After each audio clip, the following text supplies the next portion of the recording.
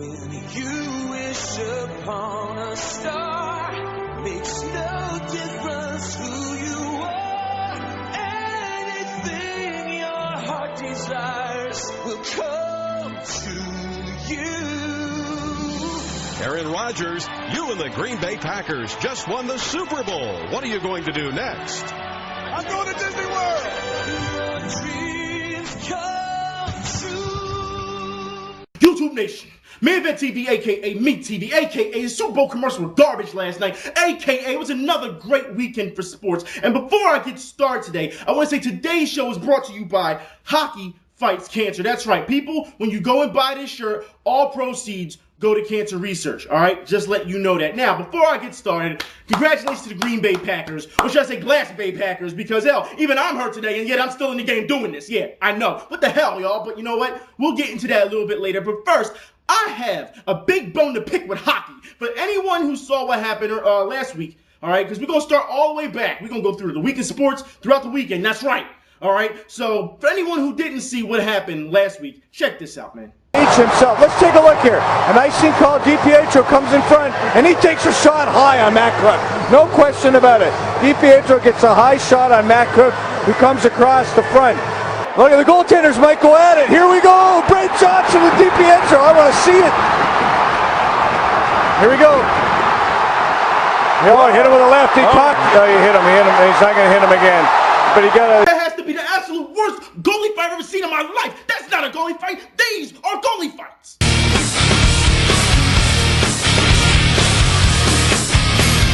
Pull your dollar bills and leave your thrills all here with me.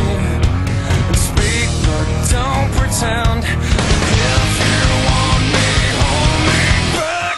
Frail, the skin is dry and pale. The pride, just leave them where they lie. And tell yourself you'll be the death of me. I don't need a friend. I need to mend so far away.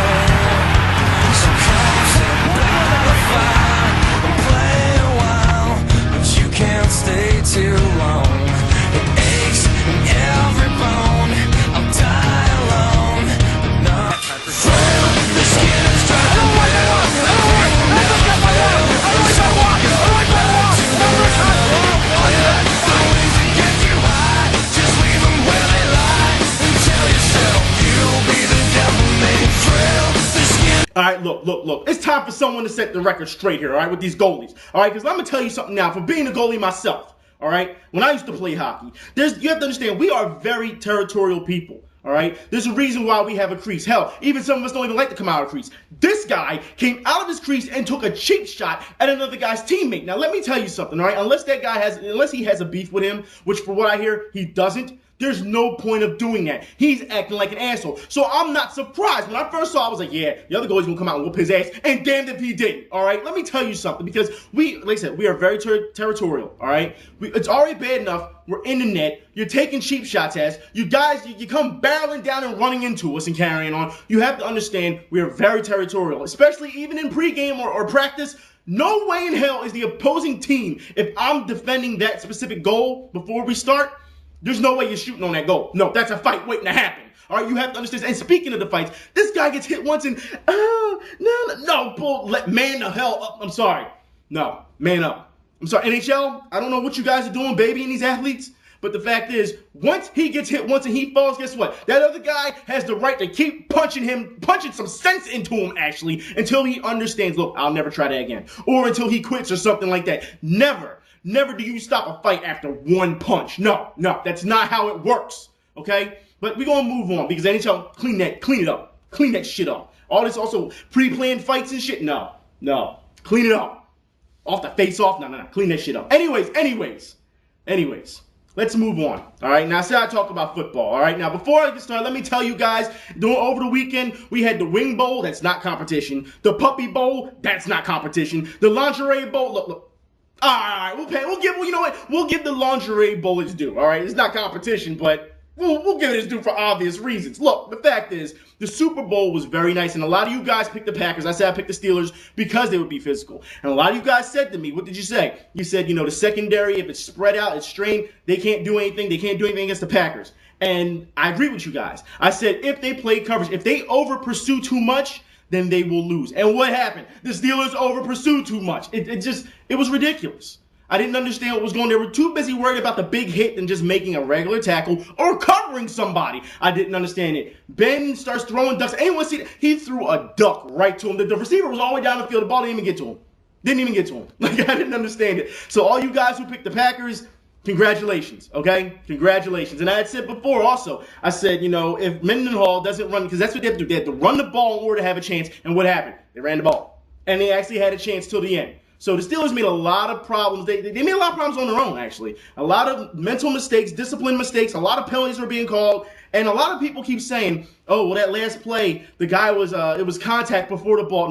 No. The guy played good defense on the Packers. You can't, come on now. You can't, if you think, and Ben turned to the coach, he's like, the referee, he's like, oh, well, that's a flag. It's a flag. No, it's not, Ben. It's not a flag.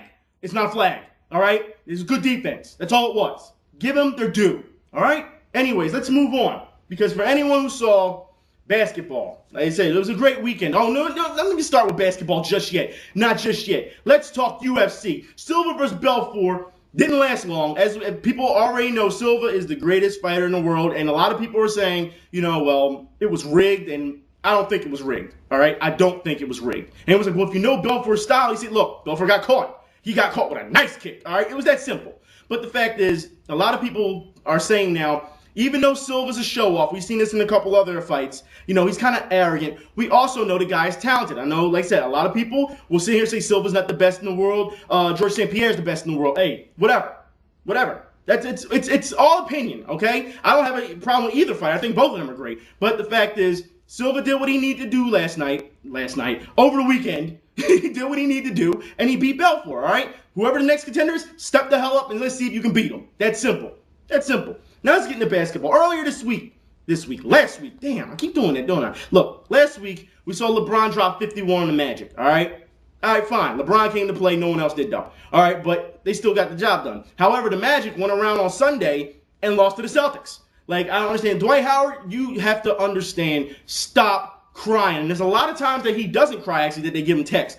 Look, you got to stop throwing elbows. I understand you have the pads on your arms, not because you're going to hit people with elbows, but the fact that you don't want to keep getting hacked. I understand that, but you have to step your game up. Your big man post game is garbage. It is. You're just a big body. I swear, if you didn't have the body you have, there's no way in hell you'd be able to move in the inside like that. No way. You're a freak of nature, I'll give you that, but you have to work on your game. Listen to Patrick Ewing. Just listen to him. That's all you have to do, Dwight. But come on. It's taking way too long for you to learn these things. You've been in the league long enough for this, all right? I'm just saying. And if the Magic keep playing the way they are, they're not going to be a contender if you ask me.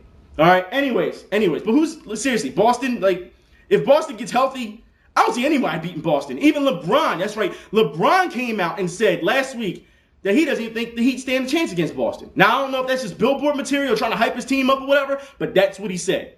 Just saying. Anyways. The Sixers split with the Knicks last week.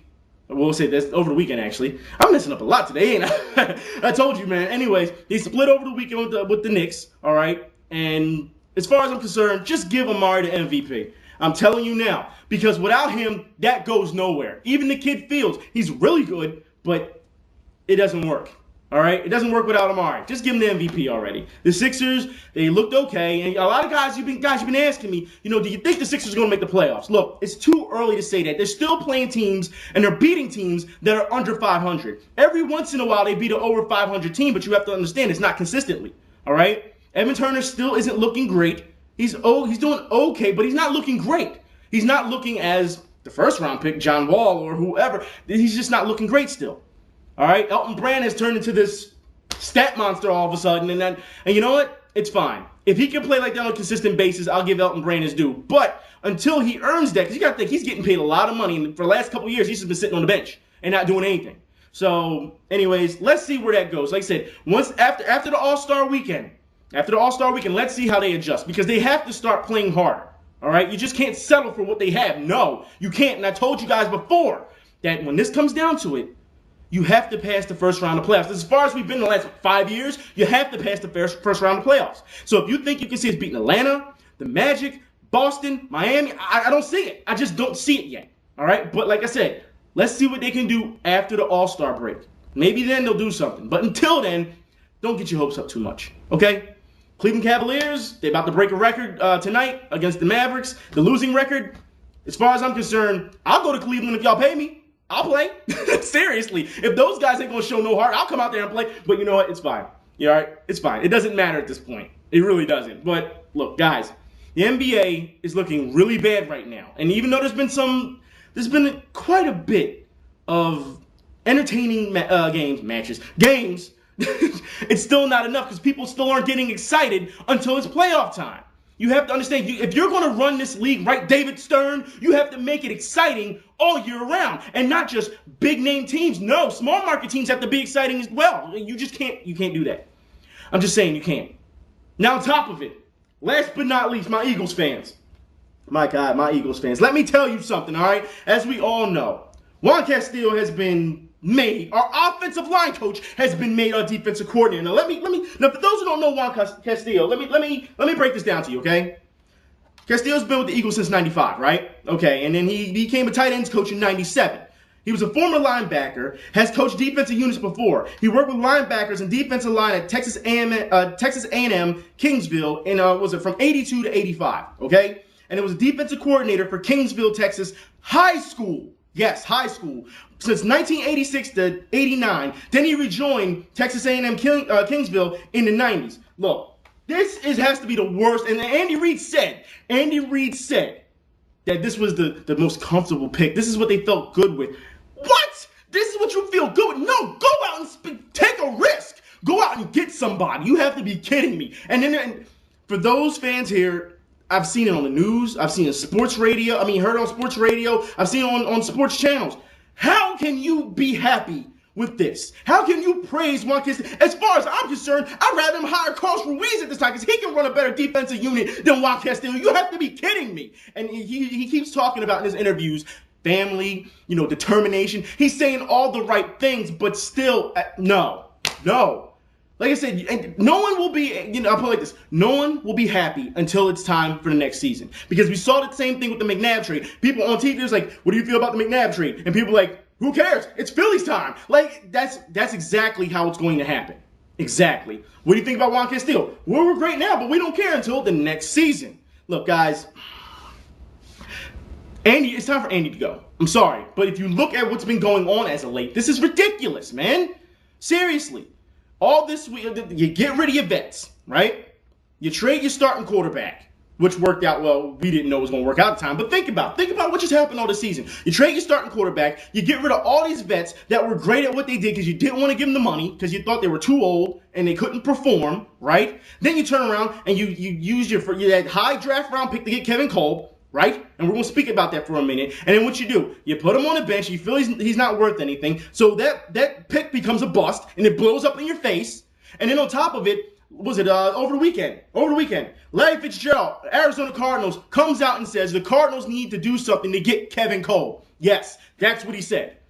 So how many guys to take? Your defense coordinator is going, which we knew was going to happen. You have all these guys, all these coaches either leaving for better jobs or being fired, yet Big Red is still there. When is he going to take any type of heat? The front office seems to just don't care. They're building these teams for entertainment value in the regular season, but not built for the long haul. Why aren't Eagles fans angry? I don't understand this. I don't know, man. Anyways, guys, get back to me on this. I'll talk to y'all later. Y'all be safe, man. I'm just in the zone. Anyway, I'll talk to y'all later. Y'all be safe. I'm out.